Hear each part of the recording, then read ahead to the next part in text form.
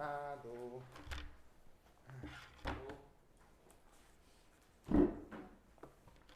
아이고 오랜만입니다.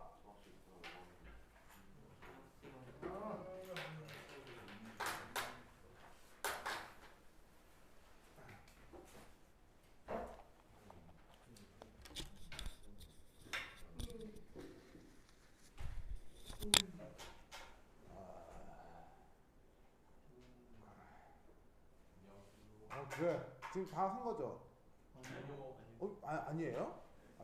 여러분 나 일정이 따로 학교 다음 주 방학이에요?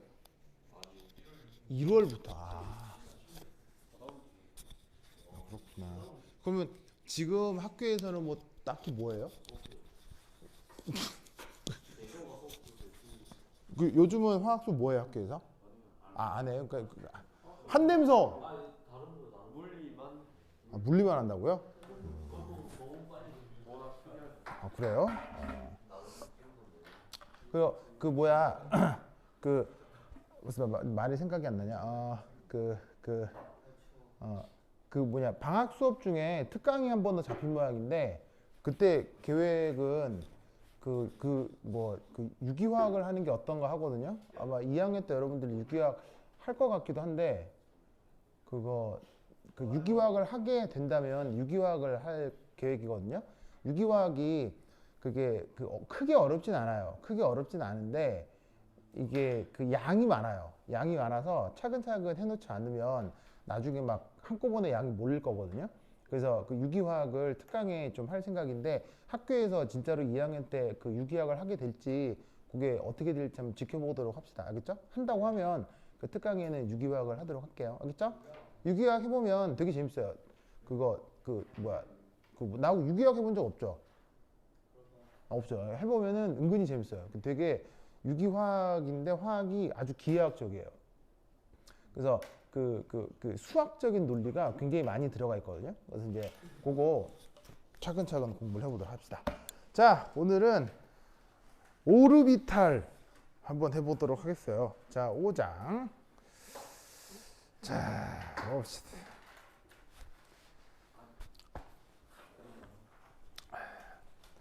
오장 5장.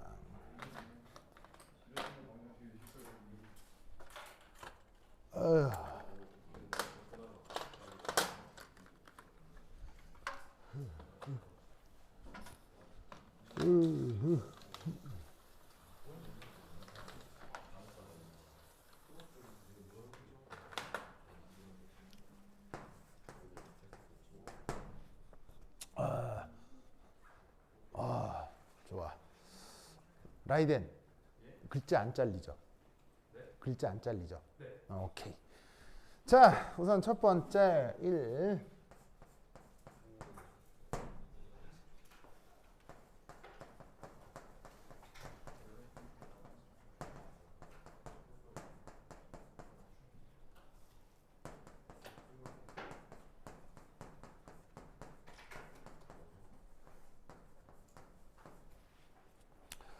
자, 첫 번째 할 얘기는 첫 페이지에 나오는 내용은 이제 어떤 수학이 시작되는 부분인데 이 수학이 시작되는 부분은 또 너무 막 수학이어서 뭐 크게 당장은 모르셔도 되고요. 한 장 넘겨서 1.4부터 한번 해보도록 하겠습니다. 1.4.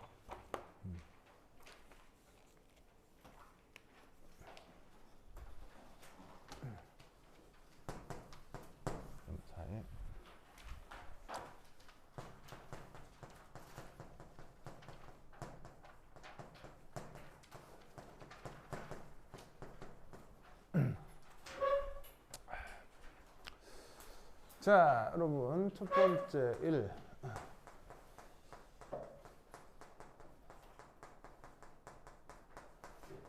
직교좌표계라고 알죠? 직교좌표계 뭐예요? X축, Y축, Z축이 돼 있는 거죠. X, Y 보통 어떻게 잡아요? 그거 이제 내적, 그러니까 오른손 법칙으로 잡죠. 외적 방향으로. 내적, 외적은 배웠죠.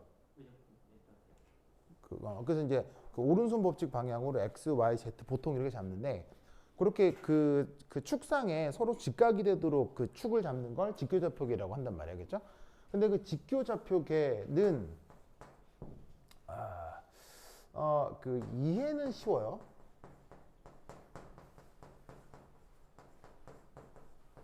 근데 얘가 계산에는 매우 불편합니다.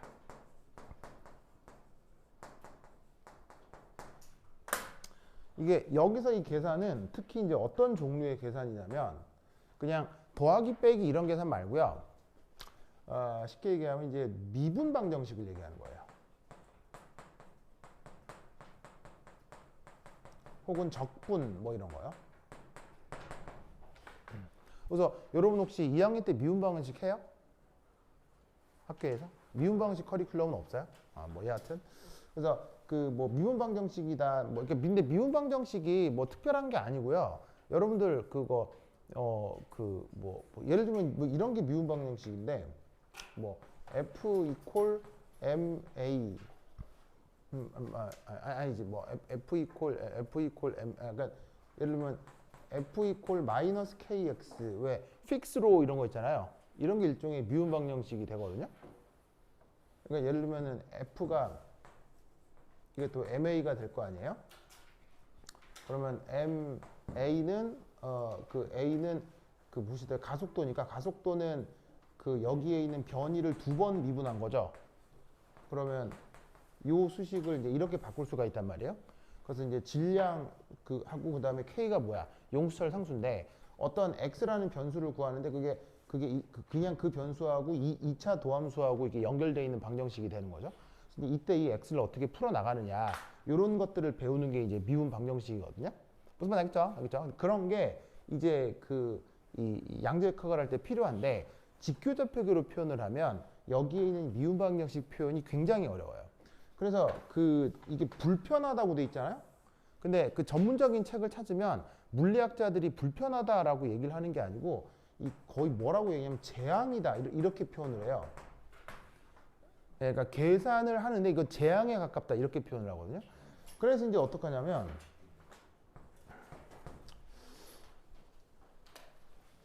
그래서 이 뭐냐면 직교접표계를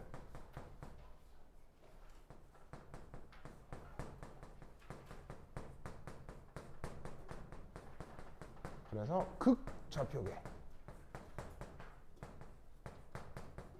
요거를 사용하게 됩니다. 혹시 여러분 극좌표계 배웠나요? 그래서 그 이렇게 막 뭐 극좌표계로 표현하면 되게 이상한 그래프 막 표현할 수 있죠. 물리에서 했어요? 나 고등학교 때는 그 뭐냐면 수학 시간에 극좌표계를 배웠었거든요. 예, 그래서 이제 수학 시간에 별걸 뭐 별의별 걸 다 했었는데 그래서 막 이상한 그래프 표현도 하고 막 그런 게 있었는데 그 극좌표계를 이제 이 양자역학에서 사용한다고요. 그래서 이 극좌표계가 어떻게 되는지 좀 살펴볼게요. 그거를 알아야 이제 그 슈레딩거 파동 방정식으로 오비탈이 표현될 때 어떻게 이제 구분이 되는지를 알 수가 있거든요. 그걸 이제 해보도록 할 거예요. 근데 칠판 지우개는 없고 지금 무가 있네? 그리고 무가. 자, 잠깐만 기다려주세요. 지우개가 없네. 지우개.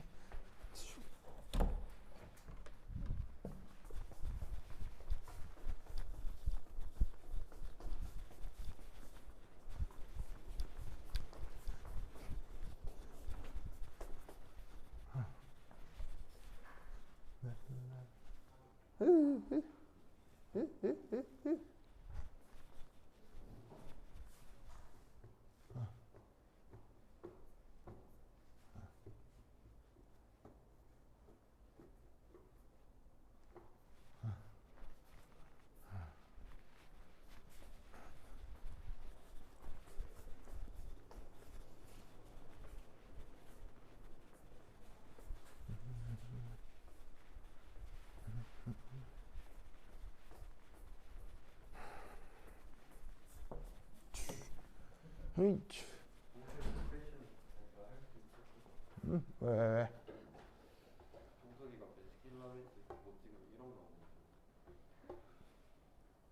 베스킨 라빈스에서 1억 원치를 사 먹었다고요? 뭐라고요? 그래요? 그래요. 봅시다.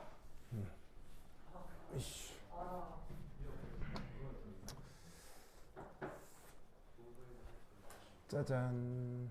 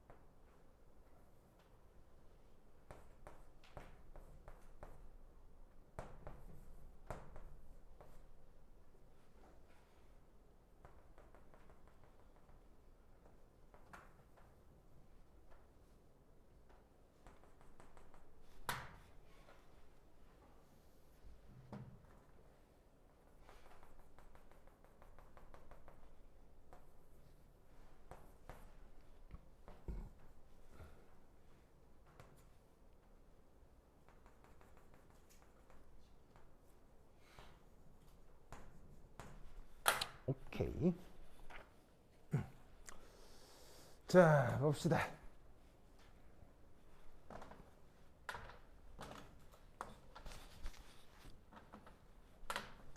자, 이게 어떤 점 P가 있습니다. 그래서 얘 좌표를 x, y, g로 잡았어요. 그리고 나서 얘를 이 xy 평면에다가 이렇게 이제 수직이 되게 하면서 수선의 발을 내린 거죠. 알겠죠? 그럼 이제 얘를 이제 뭐 정사형했다 그렇게 표현을 쓸 수 있잖아요. 그럼 그건 특별한 게 아니고 Z축 좌표를 0으로 이렇게 만든 거예요. 그리고 이때 여기서도 마찬가지로 이 Y축에 대해서도 X축에 대해서도 이제 수직하게 이제 축을 생각을 해주면 바로 이제 이 X, Y, G에 X 좌표가 여기 있고 Y 좌표가 여기 있고 그리고 이렇게 또 수직으로 딱 잡아주면 Z 좌표가 여기 있다는 걸 알 수 있죠. 그래서 우리가 이제 직교좌표계를 쓸 때 X, Y, Z다라는 얘기는 원점으로부터 X로 몇 칸 갔다, Y로 몇 칸 갔다, Z로 몇 칸 갔다 이렇게 이제 표현을 하는 거잖아요. 근데 이때 여기에서 얘를 이 P를 어떻게 표현하냐면 이제 이렇게 표현하는 거예요. 첫 번째는 여기에는 이 원점에서 짜잔. 그래서 첫 번째 1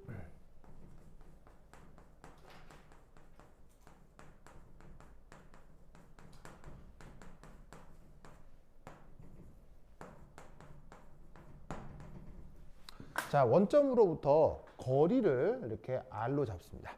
이 점 하나를 표기할 때.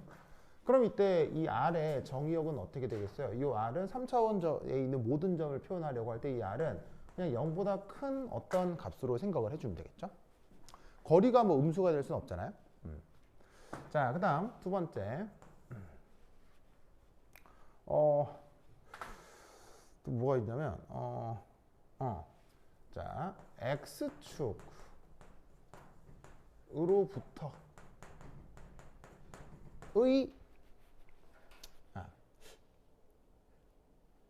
아니 뭐 이거 먼저 하자. X축 말고 Z. Z축으로부터의 위도를 시타라고 두겠습니다. 그러면 Z축으로부터의 위도를 얘기했으니까 바로 여기서부터 여기까지 각도를 시타라고 얘기합니다. 그러면 3차원에 있는 모든 점을 표현하기 위해서 이 시타의 정의역은 어떻게 될 거냐면 바로 0에서 파이까지라고 하면 3차원에 있는 모든 점을 다 표현할 수 있겠죠. 그래서 만약에 시타가 0이면 어딜 얘기하는 거예요? 시타가 0이면 Z축을 얘기하는 거고 뭐 파이면은 어딜 얘기하는 거겠어요? 마이너스 Z를 얘기하는 거겠죠. 자, 그 다음 세 번째 X축으로부터 경도를 하나 생각합니다. 경도는 어떻게 표현하냐면 파인데 고각도는 어디서부터? 여기에 있는 이 X축으로부터 이 수선의 발로 만들어진 이 직선 있죠? 이쪽으로의 각도, 얘를 파이라고 표현합니다. 그러면 얘는 어디서부터 어디? 0에서 2파이까지로 정해주시면 또 3차원에 있는 모든 점을 다 표현할 수가 있죠. 그래서 그 X, Y, Z 직교좌표기로 잡으면 얘네들 같은 경우 마이너스 무한대에서 무한대까지 X, Y, Z를 정하면 3차원에 있는 모든 점을 다 정의할 수 있잖아요. 그러니까 예를 들어서 이 상황에서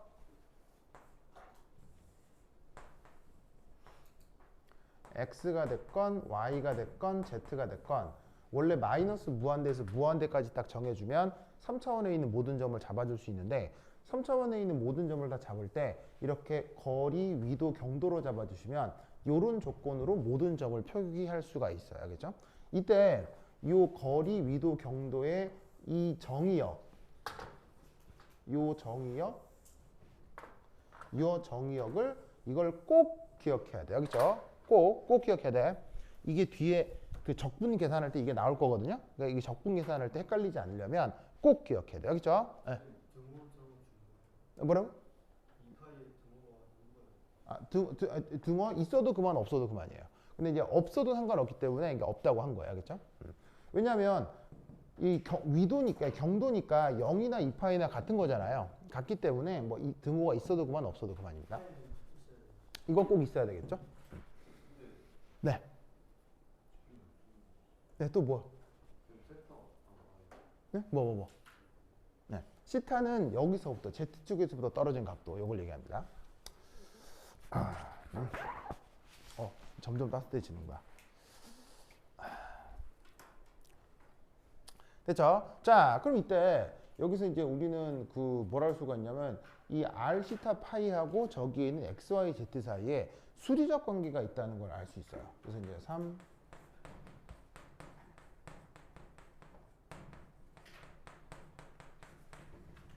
자, 뭘 할 수가 있느냐? 우선 여기서 알 수 있는 게 이 Z는 뭐로 이제 바로 알 수가 있습니까? 바로 R 코사인 시타가 된다는 걸 알 수 있겠죠? 왜냐면 여기가 수직이니까 이거 그냥 그야말로 뭐예요? 그 뭐냐면 무슨 삼각형이야? 직각삼각형이잖아. 그럼 여기가 R이고 여기가 시타면 R 코사인 시타면 Z 값이 바로 나오겠지. 무슨 말 알겠죠? 그럼 이제 그것으로부터 여기가 R 코사인 시타니까 여기서부터 여기까지 길이는 어떻게 되겠어요? 얘는 R 사인 시타가 되겠죠? 그럼 여기서 알 수 있는 거 X좌표는 뭐로 표현할 수 있어요? R 사인 시타에다가 코사인 파이라고 해주면 되는 거고요. 그 다음에 Y좌표계는 바로 R 사인 시타에다가 사인 파이 이렇게 표현을 해주면 되겠죠.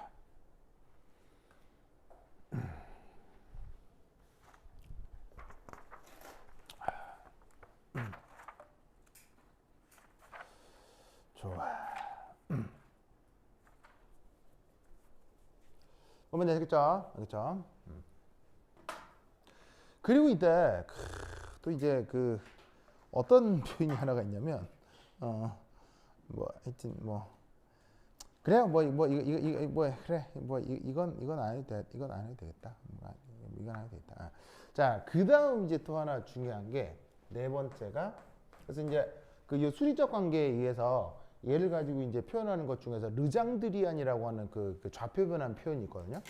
이제 굉장히 계산이 복잡한 게 있는데 뭐 그것까지는 하지 않을 것 같아요. 나도 대학 다닐 때 한번 해보고 말았었는데 하여튼 그 어떤 요거를 이용해서 또 어떤 이제 미적분 표현을 하는 게 또 있어요. 근데 이제 뭐 그것까지는 됐고 뭐 여하튼 요런 관계만 기억하시면 되는데 실제 화학에서 적용을 할 때는 요런 부분보다는 이게 훨씬 더 많이 나오겠죠? 요게 훨씬 더 많이 나오니까 요거를 꼭 기억해 두세요. 알겠죠? 자, 그 다음 네 번째는 바로 최적소 표현입니다. 최적소 표현.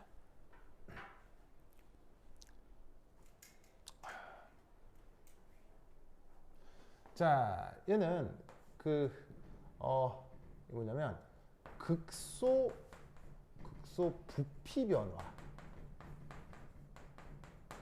변화를 최적소라고 하는데 그걸 이제 어떻게 표현하냐면 바로 d 타우 이렇게 쓰고 얘를 이럴 때 뭐라고 읽냐면 타우 이렇게 읽습니다. 타우.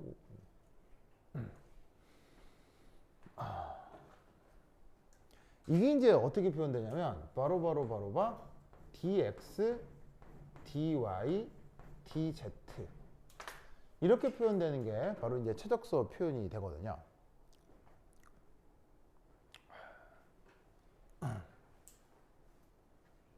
보이자잉? 그래서 이제 얘가 1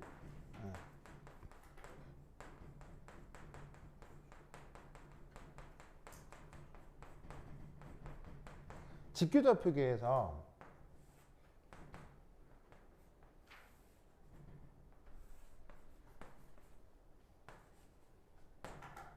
자, 원점으로부터 어떤 거리까지 움직인 다음 여기에서 이 점의 좌표가 예를 들어 x축으로 뭐 일부 뭐 x축으로 일부 몇 칸, 그 다음에 y축으로 몇 칸, z축으로 몇 칸 이렇게 여기서 약간 진동할 수 있잖아요. 이게 어떤 이 원점에서부터 r만큼 떨어진 어떤 좌표에서 얘가 x축으로도 y축으로도 z축으로도 약간 변화, 약간 변화, 약간 변화가 있을 수 있겠죠. 그럼 여기서 얘가 약간 변화, 약간 변화, 약간 변화를 하게 된다고 했을 때 그때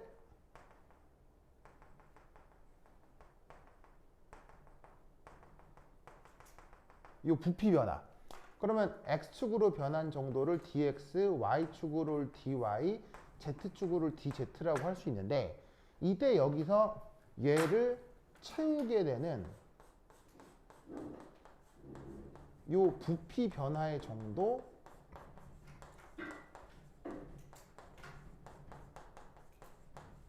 그걸 뭐라고 부르냐면 d 타우라고 얘기하는 거예요. 그게 이제 뭐냐면 x축으로 일부 변하고 y축으로 일부 변하고 z축으로 일부 변한다고 하면 축 3개를 곱해주니까 변이 3개를 곱해주면 그게 바로 3차원 부피 변화가 되겠죠. 아시겠죠? 알겠죠? 근데 이때 얘를 뭐야 저기 라이덴 글자 잘려요? 여기까지 나와요? 좀만 더 왼쪽. 아. 네, 그까지 나와요. 그래요? 땡큐. 딱 그게 나와요? 고마워. 자, 적어주고. 근데 이 직교좌표계에서가 아니라 이 양자역학에서는 극좌표계에서 얘를 이제 그 계산 표현을 한다고 했었죠. 그럼 이때 여기에서 이 극좌표계에서 요 뭐라고? d 타우는 어떻게 표현되느냐? 바로 이렇게 표현됩니다.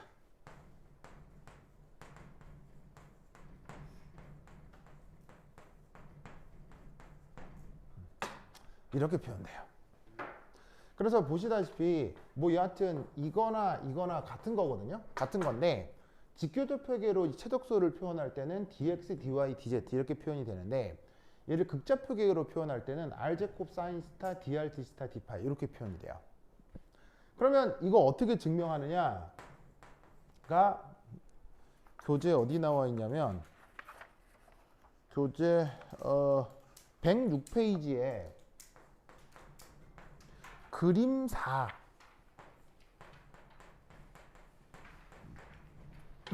106페이지에 보면 그림 4가 나와 있어요. 찾았어요? 106페이지 보면 그림 4가 나와 있거든요. 이게 뭐냐면 여러분 혹시 이거 내 진짜 기억은 안 나는데 이렇게 이제 이렇게 원 이렇게 표현할 때 짜잔, 자, 이 각도를 시타라고 하고 여기를 r이라고 하면 여기서부터 여기까지 이 호의 길이가 어떻게 표현돼요? r 시타 이렇게 표현되잖아요. 이게 뭐 레디안인가 뭐 이렇게 되지. 이 레디안 척도로 요 각각의 dx, dy, dz를 표현할 수 있을 거 아니에요. 무슨 말인지 알겠어요? 그러면 dx, dy, dz를 레디안으로 표현한 거를 3개를 딱딱딱 곱해주면 이게 이렇게 딱 돼요.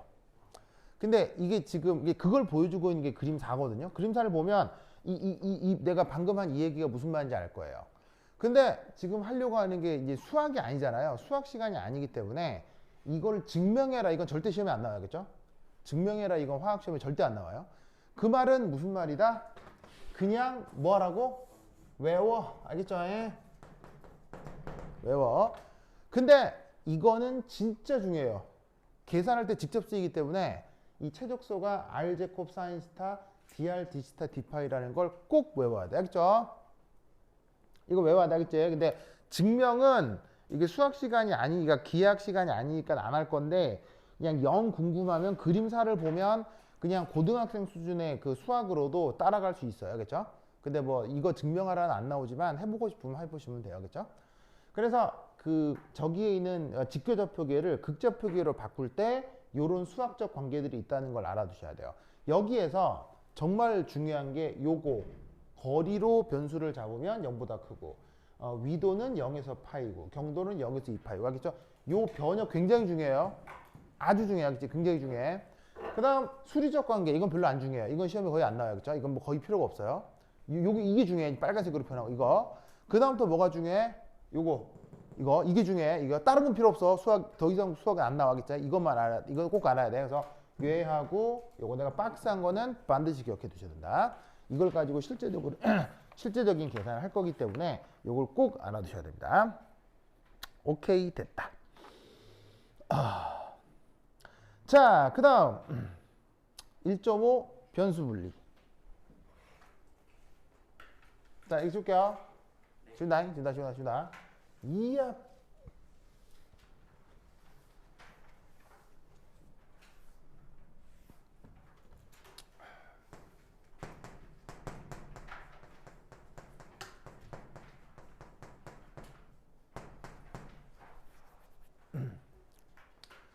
자, 우선 알아두실 건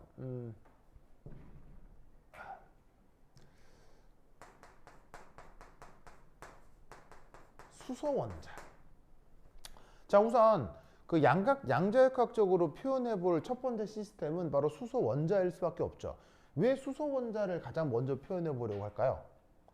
바로 생각할 수 있는 것 중에서 가장 뭐하기 때문에? 가장 단순하기 때문에. 그래서 이 수소 원자에 대한 생각을 좀 해보면 수소 원자 내 전자의 위치에 따라 전자의 정보. 자, 여기서 이제 정보라고 하는 게 여러 가지가 있을 수 있는데 뭐 그야말로 뭐 운동량, 뭐 에너지 이런 등등의 이제 정보를 얘기하는 거겠죠. 그 전자의 정보를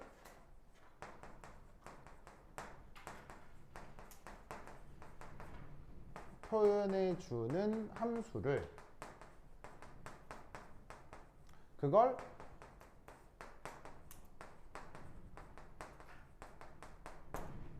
파동함수라고 하겠죠. 그래서 이 파동함수라는 표현이 있는데 이제 영어 표현으로는 바로 웨이브 펑션이 되겠습니다.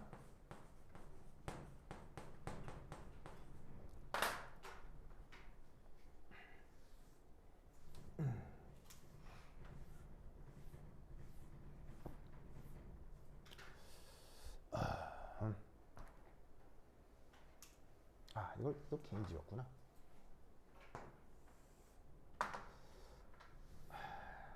게이지였네.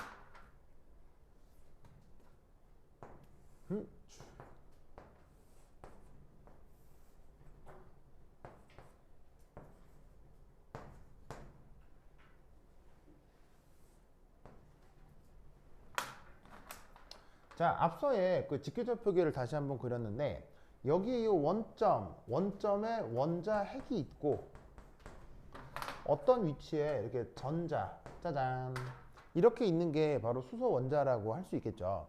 그럼 이놈의 좌표를 우리가 이제 어떻게 표현할 수 있냐면 우선은 x, y, z 이렇게 이제 표현을 한 거란 말이에요. 그래서 어떻게 되냐면 우선 첫 번째 파동함수의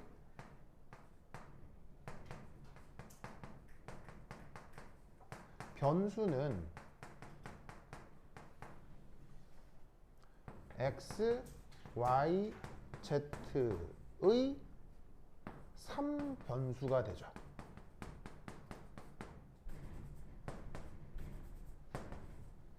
그래서 이것으로부터 그 파동함수를 우리가 이제 웨이브 펑션이라고 하고 보통 쓸 때 이렇게 이제 표현을 하거든요. 읽을 때는 이제 풋사이 이렇게 읽는데 보통 이제 뭐 파이라고 읽기도 하고 뭐 하여튼 뭐 표현할 때 그리스 알파벳 파이로 이렇게 표현하기도 하는데 여하튼 이 전자의 정보를 가지고 있는 함수를 파동함수라고 하고 그 녀석의 변수는 x, y, z 이렇게 표현이 된다고 생각하면 되는 거예요. 그래서 이때 여기에서 그 3변수 함수를 어떻게 표현한다? 파이는 x, y, z 이렇게 이제 표현을 할 수가 있는 거죠. 이게 약간 조금 이거를 좀 받아들이기가 좀 묘한데 그래서 이제 이게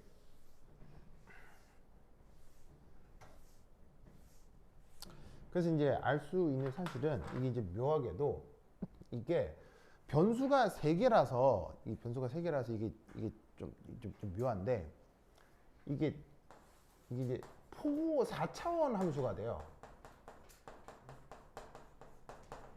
이게 좀 묘하거든요. 이게 4차원 함수라는 거 이해하겠어요?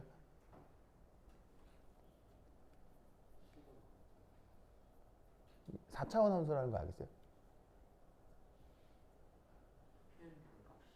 표현되는 값이 4차원이라는 거 알겠어요? 무슨 말인지 모르겠어요? 자, 봐요. 예를 들어서 x, y 해서 이게 변수고 이게 함수잖아요.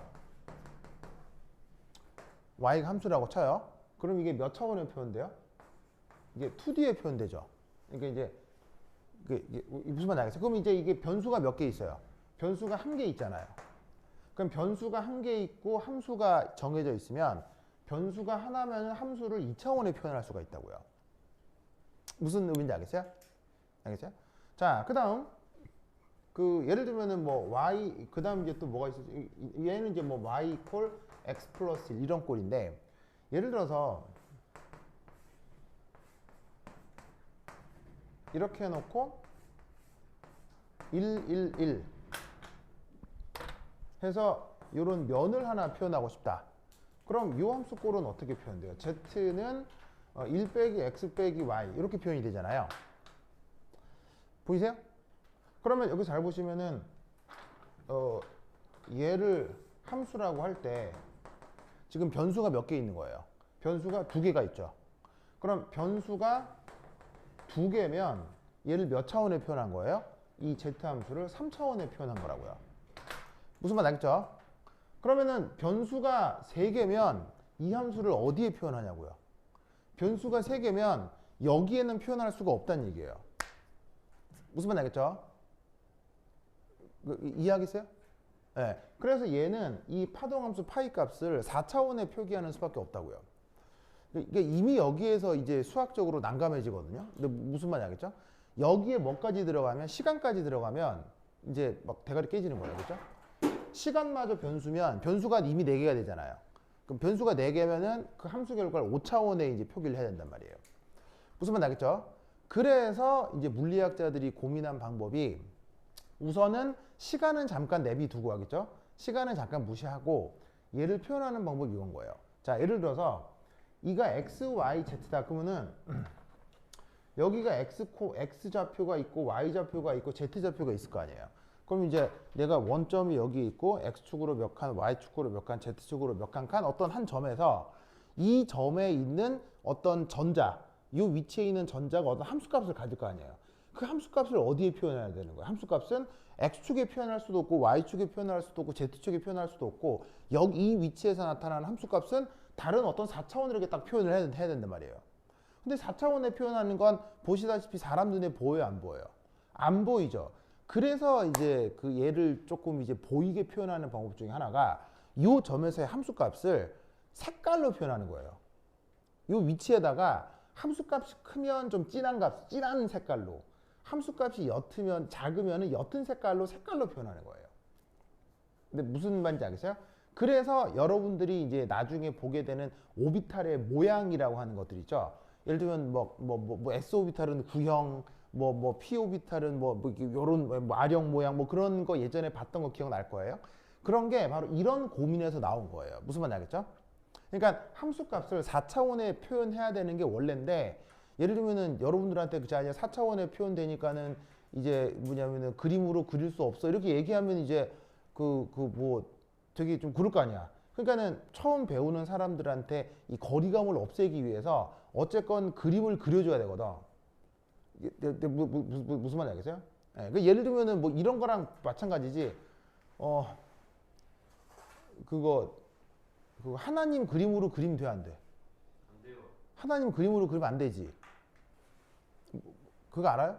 하나님 그림으로 그리면 그 뭐야? 신성모독이지. 그거 어떻게 알아요? 쌤이 말해줘요. 아, 내가 얘기했죠. 맞죠. 왜냐하면 그 하나님 그림으로 그리지 말라고 누가 그랬어? 하나님이 그랬거든. 하나님이 그거 되게 그거 알아요? 모세 알아요? 모세 그 홍해바다 가르고 그 유대인들 이집트에서 탈출시킨 모세. 그 모세가 이제 이집트에서 유대인들 데리고 나와서 이제 나라를 만들잖아요. 만들면서 이제 건국 이념을 세워야 되는데 건국 이념을 그거 이제 자기가 정할 수는 없고 하나님한테 물어보러 가는 거야. 그래서 이제 어느 산으로 이렇게 가가지고 하나님을 만났어, 모세가. 그래서 하나님 딱 만나자마자 모세가 하나님한테 뭐라고 해? 모세가 처음 하나님을 만났어. 하나님한테 모세가 첫 번째 질문이 뭐야? 제가 당신을 뭐라고 부를까요? 이거부터 시작해. 그러니까 너무 위대한 걸 만났으니까 이거 뭐라고 불러야 될 거 아니야. 그래서 제가 당신을 뭐라고 불러야 할까? 이렇게 하나님한테 질문을 해. 이때 하나님의 질문이 뭐? 하나님의 대답이 기가 막혀. 뭐지? 이때 하나님의 대답이 기가 막혀. 뭐예요? 그게 바로 영어로 표현하면 I am I예요. I am I 라고 대답해요. 무슨 말인지 알겠어요? 이걸 우리나라 말로 어떻게 번역해? 나는 나로서 존재하는 자이다라고 성경에 번역이 되어 있을 거야. 근데 원래 원어는 I am I예요. 알겠어요? 그러니까 홀리 바이블엔 영어로 이렇게 돼 있어요. I am I라고 돼 있어요. 이걸 이제 우리말 번역으로 나는 나로서 존재하는 자이다 인 거예요. 그럼 이 말은 무슨 말이냐면 하나님 입장에서 모세가 제가 뭐라고 부를까요? 그래서 하나님 이 I am 이 무슨 말이겠어요? 나를 부르지 말아요. 알겠어요? 나는 나일 뿐이지 너의 언어로 나를 표현하지 말아요. 왜지? 너의 언어로 나를 표현하면 너의 언어로 내가 규정된다는 거야. 근데 하찮은 인간 입장에서 나는 규정될 수 있는 게 아니기 때문에 나를 부를 생각을 하지 마라라는 뜻이에요. 즉 하나님은 하나님이라고 이름을 여러분 모르 하나님 이거 어느 나라 말이에요? 이거 어느 나라 말이에요? 이거 한국어예요. 무슨 말이냐면 이게 하늘님을 그 일제시대 때 우리나라의 그 학자들이 그걸 가지고 가드를 하나님이라고 번역한 거예요. 그래서 이게 초창기 그 교회 사람들이 이거 하나님이라고 왜냐하면 이게 우리나라 토착신이거든요. 한국 토착신이에요. 토착신 이름이에요. 그래서 이걸 그대로 가져다 쓰는 것에 대해서 이 뭐냐면은 초창기 그 교회 관계자들이 되게 싫어했었어요. 정말이에요. 이게 하느님 있잖아. 이거 우리나라 말이에요. 성경에 없는 표현이에요. 알겠죠? 예, 근데 이게 우리나라의 토착화가 되면서 만들어진 말이에요. 알겠죠? 그래서 이제 원래는 초창기 한국 번역 성경에는 뭐라고 번역했었냐면 그라고 번역했어요. 하나님이라고 말을 못했기 때문에 이렇게 번역했어요. 근데 너무 하니까는 신도들이 안 따를 거 아니야. 그래서 하늘님에서 온 하나님으로 이제 그 말을 가져다 쓴 거예요. 무슨 말인지 알겠죠? 뭐 여하튼 그래서 그림 그리지 말라고 한 거 아니야. 이름을 부르지도 말라고 했는데 근데 여러분 저기 바티칸 가본 사람 저기 로마 교황청 가본 사람 난 가봤지? 왜? 신혼여행 가봤지? 거기 가면 하나님 그림 있어 없어? 존나 많아 막 무슨 말 알겠어요? 왜 많어? 그리지 말는데 왜 많어? 바로 학자들은 이 말을 이해하는데 일반 서민들은 방금 저 라이덴이 얘기한 것처럼 봐야 믿을 거 아니에요. 일반 서민들은. 그러니까 로마 교황청에서는 울며 겨자 먹기로 그림들을 그린 거예요. 무슨 말 알겠어요? 즉 로마 교황청이 하듯이 그림으로 그리는 건 혹은 교회 같은 데 가도 예수님 그림 같은 거 있잖아요. 그런 거 함부로 그리면 안 돼요. 근데 왜 그려요? 돈 땡겨야 될 거 아니야. 돈이라는 게 뭐야? 신도. 여러분 신도수대로 대출되는 거 아세요? 그거 알아요? 내가 교회 목사잖아요. 교회 목사인데 만약에 내가 교회를 확장하기 위해서 대출을 받고 싶어. 그러면 은행에 가서 상담을 할 거 아니야. 그럼 은행에서 뭘 요구하는 줄 알아요? 신도증을 요구해요. 그래서 신도가 그 교회에 1000명이면 2000명이면 3000명이면 대출 가능한 그 은행 돈이 달라요. 그래서 신도증을 은행 교회끼리 거래합니다. 목사끼리. 그래서 신도증을 돈 주고 사요. 목사끼리. 그럼 그게 이제 교회의 권력이 되거든요. 그러니까 그림을 그리는 이유는 신도를 땡겨서 돈을 땡겨야 되니까 그림 그리는 거야. 로마 교황청이 됐건 개신교가 됐건. 무슨 말인지 알겠어요? 자, 다시 한번 이쪽으로 돌아볼게요. 4차원은 그릴 수 있어? 못 그려? 못 그려. 알겠어요? 그러면 못 그리니까 지금부터 모든 양자역학은 그림이 일체 존재하지 않는 거야. 그럼 그랬다면 무슨 일이 벌어져? 물리학과 수강 신청하는 학생들이 전부 다 드랍아웃 할 거 아니야. 그럼 물리학과 없어지겠지. 그럼 교수들이 일자리를 잃을 거 아니야. 무슨 말 알겠어요? 그럼 교수들이 어떻게 할 수밖에 없어? 울먹여자먹기로 그림을 그려줄 수밖에 없는 거야. 원래 없는 그림을 그리는 거야. 무슨 말 알겠죠? 뭔가 좀 비슷하지 않나요? 비슷하지 않나요? 그래서 이 오비탈을 어떻게 그림을 그려? 방금 얘기했듯이 x, y, z에 있는 어떤 점에서 그 함수값을 숫자로 표현할 수가 없기 때문에 거기에 색깔로 이렇게 표현을 해주는 거예요. 작으면은 옅은 색, 큰 함수값이면 진한 색. 무슨 말인지 알겠죠? 근데 또 기가 막힌 건 이 함수값이 또 복소수야. 그럼 복소수는 뭐 어떻게 표현할 건데? 근데 무슨 말인지 알겠죠? 난감하지. 그럼 이 복소수를 또 어떻게 또 표현하는 방법이 있다고 알겠죠? 이제 그거를 이제 차근차근 얘기를 배워볼 거라 이런 말이야, 알겠죠? 자, 그래서 우선은 이렇다.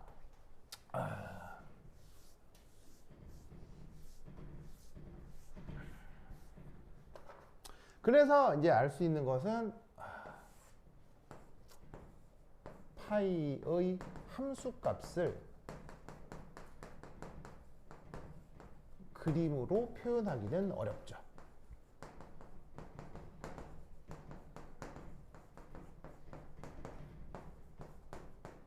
여기까지만 알아두시고 그 다음 이제 두 번째 이제 좌표 변환을 통해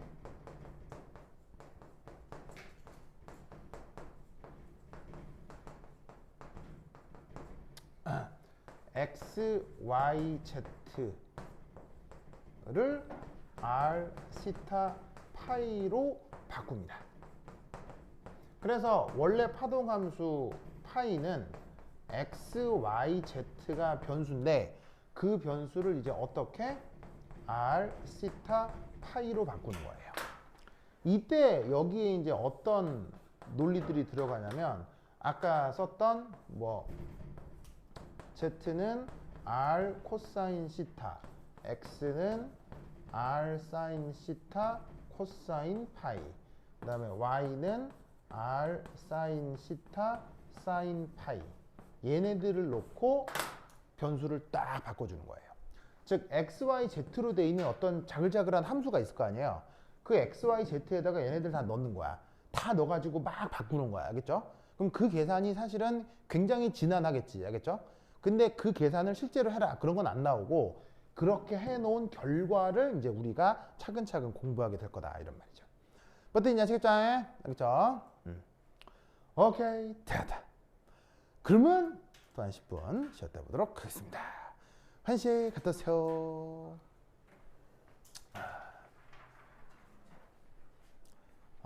좋아. 또 잠깐 끊었다가 가자.